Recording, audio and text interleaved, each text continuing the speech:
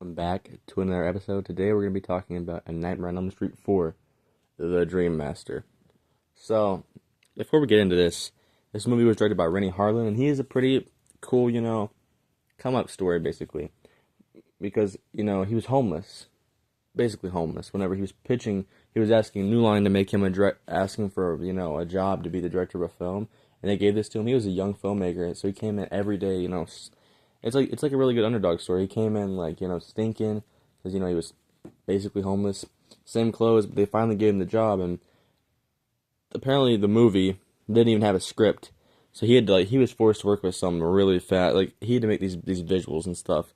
The movie's more focused on really flashy late '80s MTV style visuals and stuff like that, and there's not much of a script. I think that they directed the movie. They got the actors first, and then gave the script at the end. Wrote the story as it was being filmed. That's kind of a detriment to it, because if you compare this to the past, well, the first and third one, I still think Dream Master is better than Freddy's Revenge. I think Freddy's Revenge is a good movie, but it doesn't feel very Nightmare on Elm Street like. Like I said, it's a big tone shift, and so with the fourth film, we follow Lisa Wilcox playing Alice, who's our new main characters. So, like I said in the last one, whenever we start this movie, our three Dream Warriors, the survivor ones, Kristen, Joey, and Kincaid, they're gonna die.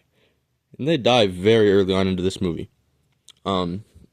Kincaid's the first to go because the way they explain Freddy's resurrection after his death in Dream Warriors, granted, like I said yesterday, the Dream Warriors probably lived another 8 months after that movie, 6 months, because this movie takes place in '86.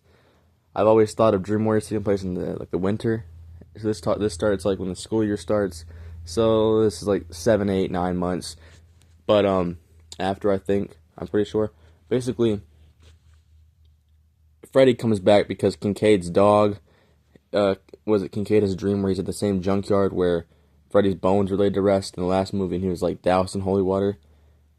But basically, Kincaid's dog pees fire onto Freddy's grave, and then Freddy reappears. And fun fact, the dog's name is Jason, so I don't know if that's a reference to Jason from Friday the 13th, because as you know, Freddy vs. Jason would still be another 15 years after this movie. But anyways, he comes back, kills Kincaid, which I'm really sad about because I liked Kincaid's character, I really did. He's probably, besides Kristen, my favorite character from Dream Warriors. And then he kills Joey. I believe he kills Joey the next night, not the next night, but soon after. And his death is more more focused on what Joey probably would die from, because I think in the third movie he was really horny, so he dies on his waterbed. He's all of a sudden under his sheets, this naked woman she's pressing there, she's hot, and he's trying to get to her, and Freddy pops out and delivers my favorite one-liner for this movie. It's so it fits it. It's a dumb one-liner, but how's this for a wet dream? When he gets out of the water, but he tells him that, and then drowns Joey in it. And then we get to our final of the Dream Warriors. Gotta bring up Kristen's new actor, Tuesday Night, does not do that good of a job compared to how Patricia Arquette did. Now, there's different stories about how Patricia Arquette, why she didn't come back to play Kristen, and the cast members say she wasn't paid what she deserved because she was a star in that last movie. She gave such a great energy to the character, and Tuesday Night does not give the energy. It kind of throws some people off. It kind of threw me off a lot as a kid, because you go from seeing Kristen as Patricia Arquette, who could have been a great new lead for this franchise after Nancy's passing. And the thing I really wish they would have done, instead of killing off Kincaid, Joey, and you could have killed maybe Joey or Kincaid off first and left the other two. In the end, let Kristen survive till the end of the movie, and then her and Alice fight Freddy, and then Freddy kills Kristen. Then that way you get one more whole movie with her. So once they're killed, we get to our new characters. Well, Kristen's killed. She's thrown into a furnace by Freddy. First, she wakes up in this dream in this beach, and then Freddy his glove is a fin, like a shark, and explodes a sandcastle. He comes out wearing shades, and he like transports Kristen into his boiler room, burns her alive. She remember she had the power to bring people into her dream. She brings Alice, our new main character, in, and Freddy's like, "How sweet, fresh meat." So now we have a new cast. There's Alice, the athlete Dan, who she's got a crush on, and Rick, her brother, who's into martial arts and karate, and then her friend Sheila with asthma, and then her other friend Debbie who hates bugs. That'll come back and play in their death sequences. So Freddy first kills, I believe, Sheila. He sucks her face, dry air, and she like suffocates. Yeah, the one with asthma in the classroom scene. And then he kills Rick. Freddy kills Rick in this invisible martial arts style fight, kung fu film kind of thing. And it's kind of cheesy. It's very cheesy. The invisible Freddy fighting. You could have made it so much better if you were going for that approach, I feel like.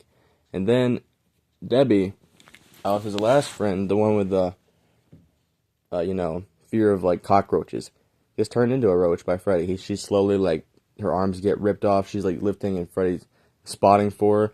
And he's a terrible spotter, so her arms bend back and break from the elbows. So then these like roach-like appendages come out, and then her face peels off. It's like the only death scene that's very memorable from this movie. Probably the best one. Then they squished her in one of them roach motels. And now we set up the whole idea. So Alice becomes the Dream Master because she absorbs the power of her dead friends.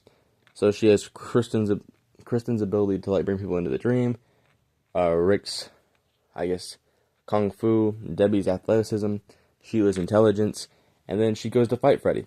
Now, this is the best part of the movie, because the way she, like, kills him is kind of lame, but the way he dies by her using it to kill him is pretty cool.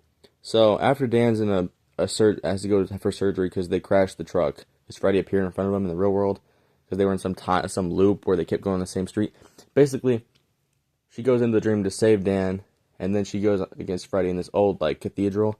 And then, she has this piece of glass or a mirror. And she remembers this poem that she heard when she was a kid called The Dream Master. And she's like, evil will die. And then, like, Freddy sees himself in the glass reflection. And then he goes flying back into this, like, board, like, wall-looking thing. And his, like, hands, like, the hands of all the souls come like pulling out. They rip his sweater off.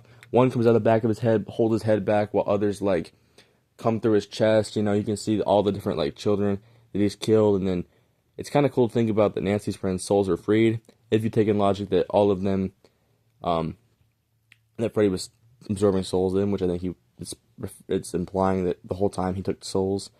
So like his whole category of children he killed. Anyways, I like to hope Nancy didn't have to go through that. But anyways, they're all freed because they rip his jaw open, they tear his head apart, and all the souls fly out of Freddy's dead body. And that is how Freddy dies in this movie. Now, at the ending, I don't know if I mentioned last movie, there's always like this ending, the first like 5 Elm Street movies, where it's like, is he dead or not? Because last movie I didn't mention it, but there was a popsicle stick house that Kristen made, and Neil, the doctor there, had on his nightstand, and all of a sudden a light went, like a little light came on in it, and that might be implying that Freddy's somehow still alive. But they never really fall through those type things.